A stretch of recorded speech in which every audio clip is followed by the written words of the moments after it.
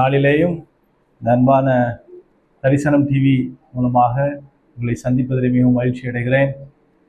ஆண்டவர் இந்த நாளிலும் நம்முடைய தியானத்திற்கென்று ஆண்டவர் நமக்கு கொடுத்ததான வசனம் வெளிப்படுத்தல் 3வது அதிகாரம் அதனுடைய 8வது வசனம். அதனுடைய பின்பாகத்தில் இப்படியாய் சொல்லப்பட்டிருக்கிறது: இதோ திறந்த வாசலை உனக்கு முன்பாக வைத்திருக்கிறேன், அதை ஒருவனும் பூட்ட மாட்டான். உலகத்திலே வாழ்கிற ஒவ்வொரு மனிதர்களும் நாம் திறந்த வாசலை எதிர்பார்க்கிறோம். நம்முடைய வாழ்க்கையில் எல்லாவற்றிலேயும் ஒரு திறந்த வாசல் இருக்க வேண்டும் என்பது நம்முடைய எதிர்பார்ப்பு. நம்முடைய சரீரத்திலே ரத்தம் ஓடிக்கொண்டிருக்கிறது, அதிலே எந்த விதமான பிளாக்கேஜஸும் இருக்கக்கூடாது என்று எதிர்பார்க்கிறோம். வீட்டிலிருந்து நாம் கிளம்பி செல்கிறதான வேலைகளிலே நம்முடைய டிராஃபிக்ல ஒரு திறந்த வாசல் இருக்க வேண்டும் என்று எதிர்பார்க்கிறோம்.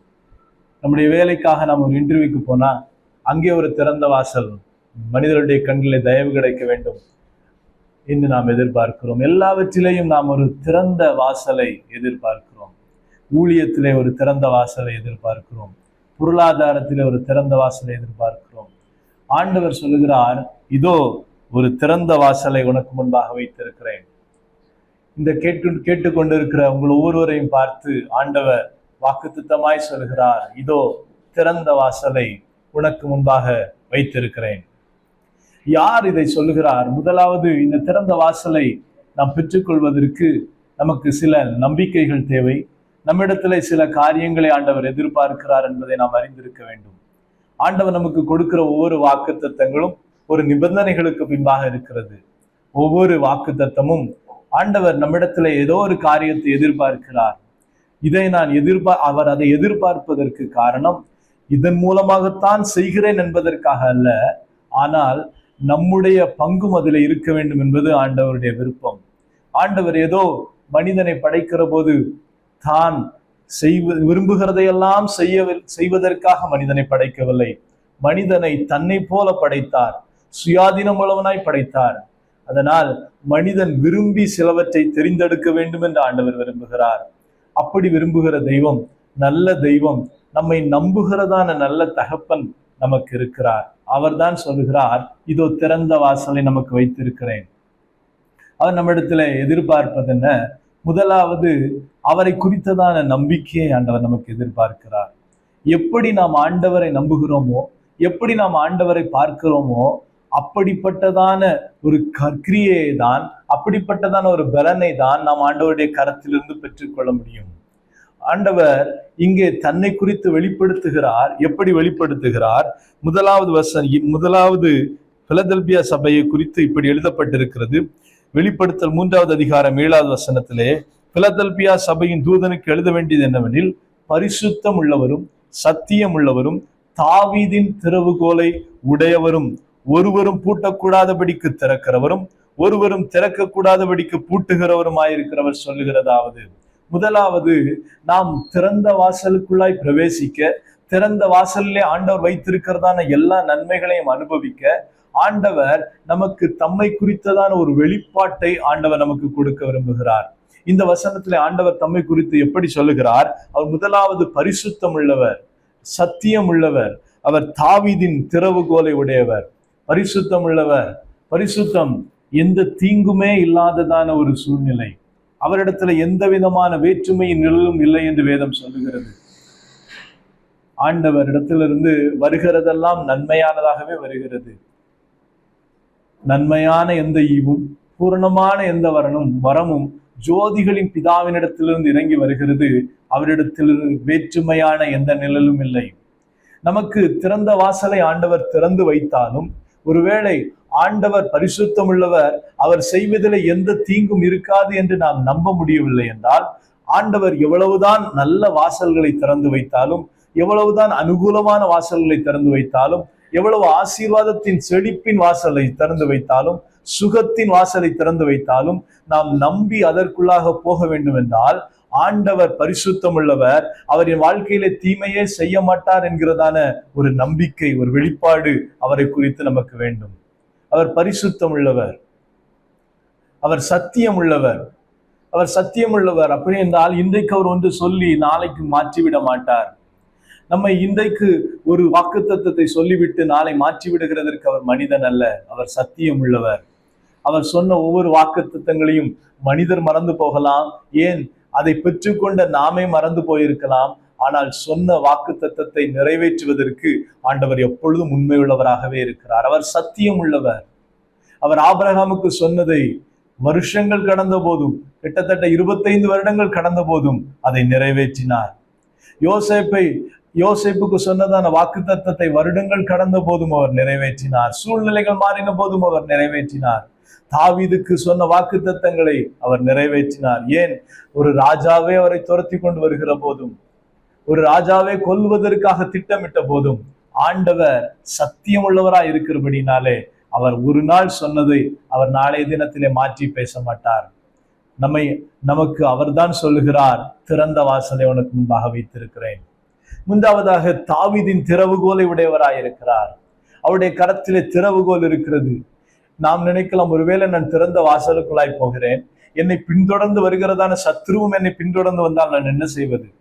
நான் அந்த திறந்த வாசலுக்குள்ளே போய் அங்கேயும் நான் நிம்மதி இல்லாமல் இருக்க வேண்டுமா என்று நீங்கள் நினைக்கலாம். ஆனால் ஆண்டவருடைய கரத்திலே ஒரு திறந்த வாசல் மட்டுமல்ல, அந்த வாசலுக்குரிய திறவுகோல்களும் உண்டு. அவருக்கு தெரியும் எதை உள்ளே அனுமதிக்க வேண்டும், எதை அனுமதிக்க கூடாது என்று.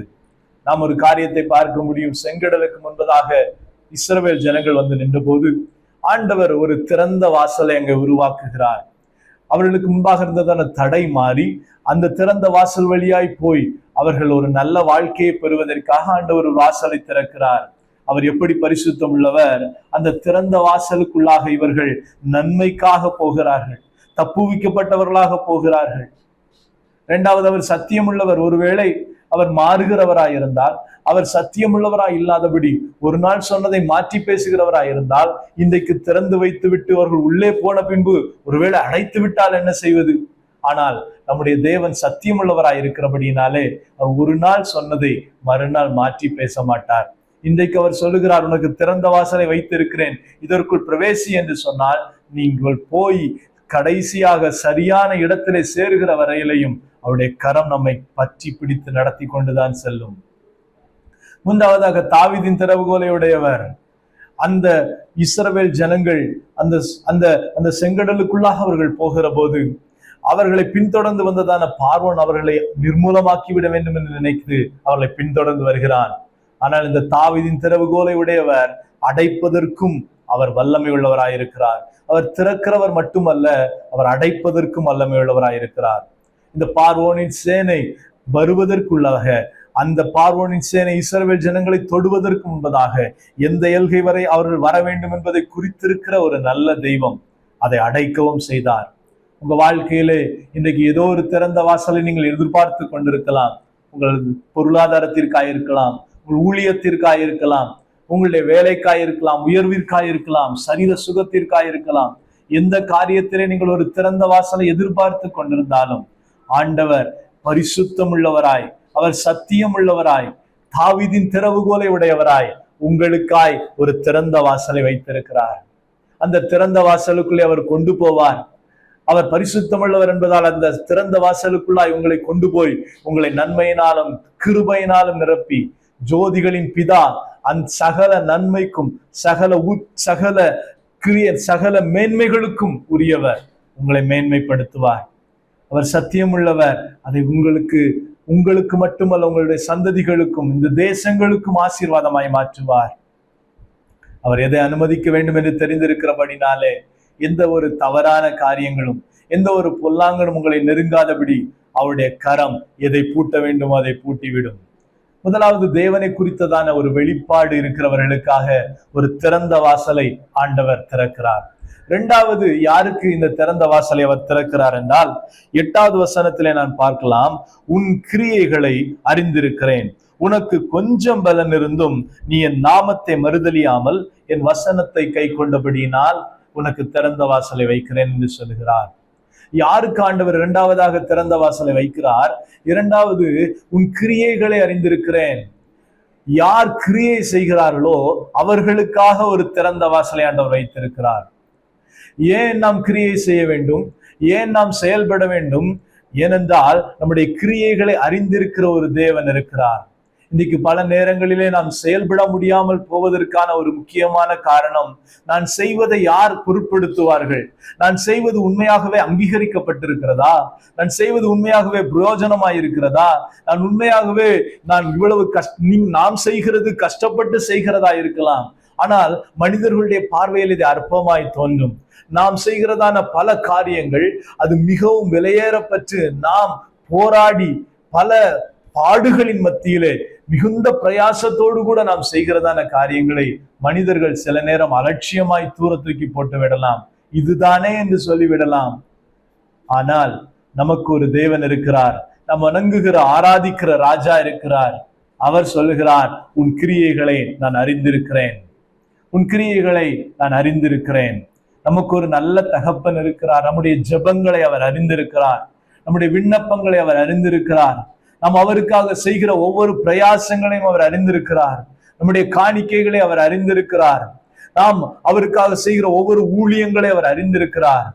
ஏன் சங்கீதக்காரன் இப்படி சொல்கிறார், என் அலைச்சல்களையும் நீர் அறிந்திருக்கிறீர், என் அலைச்சல்களை நீர் அறிந்திருக்கிறீர். பொதுவாக அலைச்சல் என்று சொன்னால் நாம் எதை சொல்லுவோம்?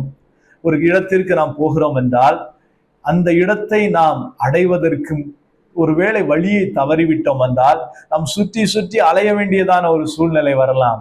அந்த இடத்தை 10 நிமிஷத்தில் போக வேண்டிய இடத்தை கிட்டத்தட்ட 2 மணி நேரம் சுற்றி வர வேண்டிய ஒரு நிலை வரலாம்.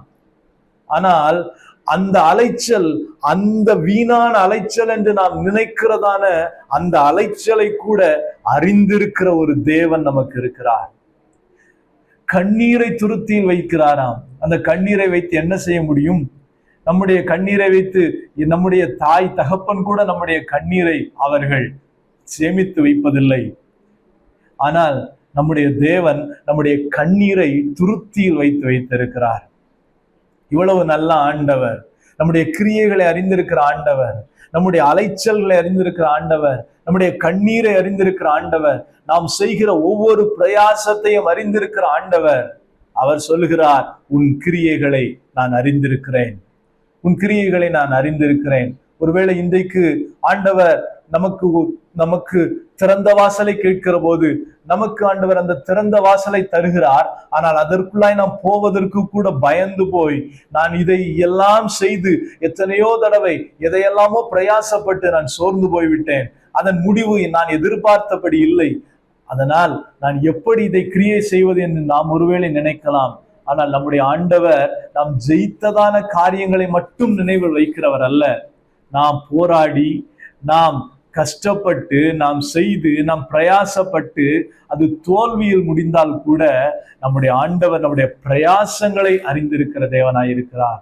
இன்னைக்கு ஒருவேளை நீங்கள் மிகவும் பிரயாசப்பட்டு பல காரியங்களை மிகவும் பாடுகளின் மத்தியிலே செய்ததான காரியங்களை மனிதர்கள் அற்பமாய் நினைத்திருக்கலாம், இதுதானே என்று அலட்சியப்படுத்தி இருக்கலாம்.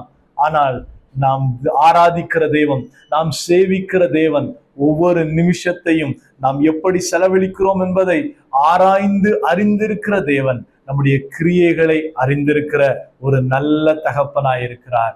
அதனால் நமக்கு ஜெபிப்பதற்கு ஒரு காரணம் உண்டு, நாம் ஊழியம் செய்வதற்கு ஒரு காரணம் உண்டு, நாம் கொடுப்பதற்கு ஒரு காரணம் உண்டு, ஊழியங்களை தாங்குவதற்கு ஒரு காரணம் உண்டு, நம்முடைய கண்ணீரை வடிப்பதற்கு ஒரு காரணம் உண்டு. என்ன காரணம்? ஏனென்றால் நான் செய்கிற ஒவ்வொன்றையும் அறிந்திருக்கிற, பார்த்திருக்கிற ஒரு நல்ல தகப்பன் இருக்கிறார் என்பதுதான். இன்னும் ஆண்டவர் சொல்லுகிறார், உனக்கு கொஞ்சம் பலன் இருந்தும், உனக்கு கொஞ்சம் பலன் இருந்தும்.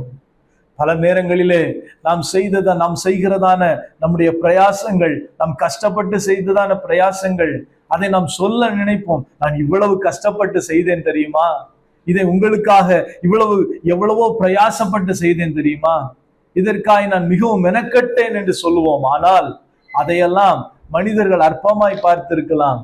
ஆனால் நமக்கு ஒரு தேவன் இருக்கிறார். அவர் சொல்கிறார், உனக்கு கொஞ்சம் பலன் இருந்தது, உனக்கு கொஞ்சம் பலன் இருந்தது. அந்த ஏழை விதவை தாய் 2 காசை போட்ட போது அதையும் ஆண்டவர் பார்த்தார் அல்லவா? உனக்கு கொஞ்சம் பலன் இருந்தும் நீ செய்தபடியினால். அந்த ஏழை தாய் எலியாவிற்கு இருக்கிற கொஞ்சம் எண்ணெயை கொடுத்த போது அவர் பார்த்தார் அல்லவா? நம்முடைய தேவன் கொஞ்சத்தை ஆசீர்வதிக்கிற தெய்வம். கொஞ்சத்தை ஆசீர்வதிக்கிற தெய்வம். உனக்கு கொஞ்சம் பலன் இருந்தும் மோசேக்கு இருந்த பலனை வைத்து அவரால் என்ன செய்ய முடியும்? ஒரு செங்கடல் முன்பாக நின்று கொண்டு அவரால் என்னதான் செய்ய முடியும்? அவர் தன்னுடைய கோலை தான் நீட்டினார். அதற்கு அதிகமான பலன் தேவையில்லை, கொஞ்சம் பலன் போதும். கோலை நீட்டுவதற்கு கொஞ்சம் பலன் போதும். ஆனால் அதை திறக்கிறதான ஒரு நல்ல தேவன் தம்முடைய நாசியின் சுவாசத்தினாலே செங்கடலை திறக்கிறார்.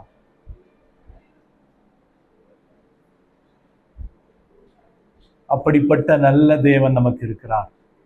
நமக்கு கொஞ்சம் பலன் இருக்கிறதே, இதை நான் செய்வதனால் என்ன பிரயோஜனம் உண்டு?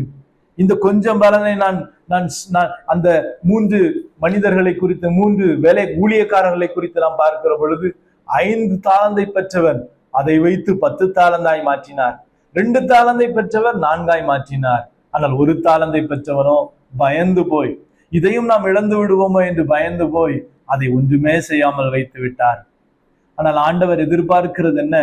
நான் கொடுத்ததான தாளந்தை, நான் கொடுத்ததான நேரத்தை, நான் கொடுத்ததான எல்லா உடைமைகளை, டைம், டேலண்ட் அண்ட் ட்ரெஷர், அந்த 3 காரியங்களையும் ஆண்டவர் நமக்கு ஒவ்வொரு நாளும் ஈவாக கொடுக்கிறார். அந்த ஈவான அந்த நேரத்தையும் தாளந்துகளையும் பொருட்களையும் நாம் ஆண்டவருக்காய் பயன்படுத்துகிறோமா? நாம் பயன்படுத்துகிற போது நிச்சயமாகவே ஒரு திறந்த வாசலுக்குள்ளாய் நம்மை கொண்டு போய் நம்முடைய இருதயத்தை ஆண்டவர் சந்தோஷப்படுத்துவதற்கு அவர் உண்மை உள்ளவராக இருக்கிறார். ஒருவேளை எனக்கு கொஞ்சம் பலன் தான் இருக்கிறது என்று நாம் நினைக்கலாம். ஆண்டவருக்கு நம்மிடத்துல இருக்கிறதான அந்த கொஞ்சம் பலன் அவருக்கு ஒரு பொருட்டே அல்ல. ஏனென்றால் வேதம் சொல்லுகிறது, அவர் ஒருவராய் பெரிய காரியங்களை செய்கிறவர். அவர் ஒருவராய் பெரிய காரியங்களை செய்கிறவர். இந்த வானங்களை எல்லாம் அவர் படைத்த போது, பூமியை எல்லாம் அவர் நிலைநிறுத்தின போது, அவருக்கு எந்த ஒரு மனிதனுடைய உதவியும் தேவைப்படவில்லை. யாரும் அவருக்கு உதவி செய்யவில்லை. தாம் ஒருவராய் அவர் எல்லாவற்றையும் நியமித்தார். தாம் ஒருவராய் எல்லாவற்றையும் அவர் ஸ்தாபித்தார். வானங்களையே படைத்தவர், வானங்களையே தாம் ஒருவராக விரித்தவர். அவருக்கு யாருடைய உதவிதான் தேவை? அவருக்கு எந்த ஒரு உதவியும் தேவையில்லை. ஆனால் அந்த தேவன் சொல்லுகிறார், உன் கிரியைகளை நான் அறிந்திருக்கிறேன். உனக்கு கொஞ்சம் பலன் இருந்தும் நீ என் நாமத்தை மறுதலிக்கவில்லை. நீ செய்தபடியினால், நீ கிரியை செய்தபடியினால் உனக்காக நான் திறந்த வாசலை வைத்திருக்கிறேன் என்று ஆண்டவர் சொல்லுகிறார். இந்த நாளிலேயும் அவரை குறித்ததான வெளிப்பாடு நம்மை கிரியை செய்ய வைக்கிறது. அவர் பரிசுத்தம் உள்ளவர், அவர் சத்தியம் உள்ளவர், அவர் எனக்கு நன்மை செய்கிறவர் என்கிறதான வெளிப்பாடு நம்மை கிரியை செய்ய வைக்கிறது. இன்னும் அவர் என்னுடைய கிரியைகளை அறிந்திருக்கிறார் என்கிறதான அறிவு நம்மை கிரியை செய்ய வைக்கிறது. ஒரு ஆண்டவர் எப்படிப்பட்ட திறந்த வாசல்களை திறந்து கொடுத்தாலும் நாம் கிரியை செய்யாமல் இருப்போமானால் அதனால் நமக்கு எந்த விதமான பிரயோஜனமும் இல்லை. அந்த மேன்மையான, மகிமையான, உயர்வான அந்த திறந்த வாசலை எவ்வளவுதான் ஆண்டவர் காண்பித்தாலும் நம்முடைய கிரியை இல்லாமல் இருக்குமானால் நாம் அதை சுதந்திரித்துக் கொள்வதற்கு பயந்து போய் நாம் கிரியை செய்யாமல் இருப்போமானால், ஐயோ எனக்கு கொஞ்சம் பலன் தானே இருக்கிறது, என்னுடைய இந்த பலனும் போய்விடுமோ என்று பயந்து போய் இருப்போமானால் நாம் நமக்காய் ஆண்டவர் வைத்திருக்கிறதான மேன்மையை ஒருவேளை இழந்து போய்விடலாம். ஆனால் இன்றைக்கும் ஆண்டவர் நம்மை பார்த்து சொல்கிறார், திறந்த வாசலை உனக்கு வைத்திருக்கிறேன். எனவே நாம் சந்தோஷமாய் சொல்ல முடியும், பரிசுத்தம் உள்ளவரே, சத்தியம் உள்ளவரே, தாவீதின் திறவுகோலை உடையவரே, என்னுடைய ஒவ்வொரு கிரியைகளையும் அறிந்திருக்கிறவரே, எனக்கு கொஞ்சம் பலன் இருக்கிறது என்பதையும் தெரிந்திருக்கிறவரே என்று சொல்லி நாம் சந்தோஷமாய் கிரியை செய்ய முடியும். அதை நாம் கிரியை செய்கிற பொழுது நமக்கு ஆண்டவர் நிச்சயமாகவே திறந்த வாசலை வைப்பார். இந்த நாளிலேயும் நாம் ஜெபிப்போமா? ஆண்டவரே, நீர் எங்களுக்காய் வைத்திருக்கிற திறந்த வாசலை சுதந்திரித்துக் கொள்ளும்படியாய் உம்மை குறித்ததான ஒரு வெளிப்பாடு எங்களுக்கு நீர் தருவீராக. ஆண்டவர் சொன்னார், பிதாவானவர் ஒருவனை இழுத்து கொள்ளாவிட்டால் ஒருவனும் என்னிடத்தில் வரான். இன்னும் ஆண்டவர் சொன்னார், ஒன்றான மெய்தேவனாகிய உம்மையும் நீர் அனுப்பினவராய் இயேசு கிறிஸ்துவையும் அறிவதே நித்திய ஜீவன். தேவனை எவ்வளவு நாம் அறிந்திருக்கிறோமோ அதுவே நமக்கு நித்திய ஜீவனாய் மாறுகிறது.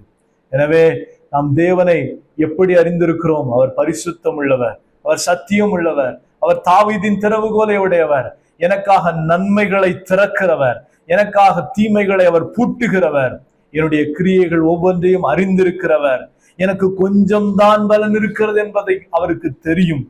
இருந்தும் நான் செய்கிற ஒவ்வொன்றையும் அவர் பார்த்து கொண்டிருக்கிறபடினாலே அவர் வைத்திருக்கிற திறந்த வாசலை அனுபவிப்பேன் என்கிற நம்பிக்கையோடு ஆண்டவருடைய கரத்தில் ஒப்பு கொடுப்போமா? எங்கள் அன்பின் தகப்பனே, இந்த நாளிலேயும் இந்த வார்த்தைகளை கேட்டுக்கொண்டிருக்கிற ஒவ்வொருவரையும் உடைய கரத்தில ஒப்பு கொடுக்கிறோம். எனக்கு ஒரு திறந்த வாசல் உண்டாகாதா? எல்லா இடங்களிலேயும் அடைக்கப்பட்டிருக்கிறது. என்னுடைய வாசல்கள் எல்லா இடங்களிலேயும் பூட்டப்பட்டிருக்கிறது.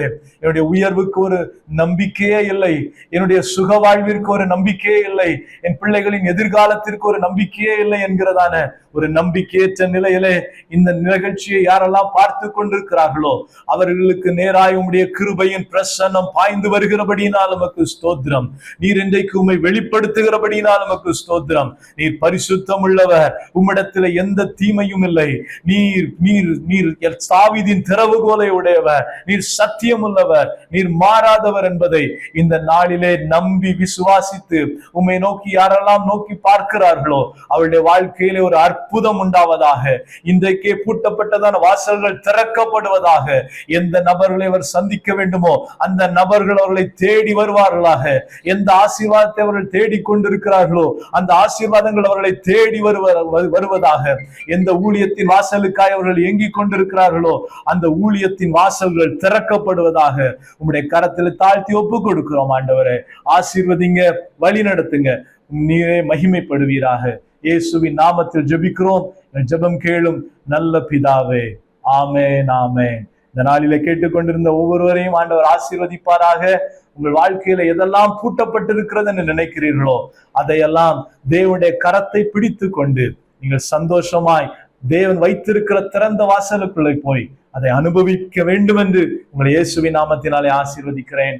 ஆமென், ஆமென். பாவத்தின் சம்பளம் மரணம், பாவத்தை விட்டு விட்டால் ஜீவன்.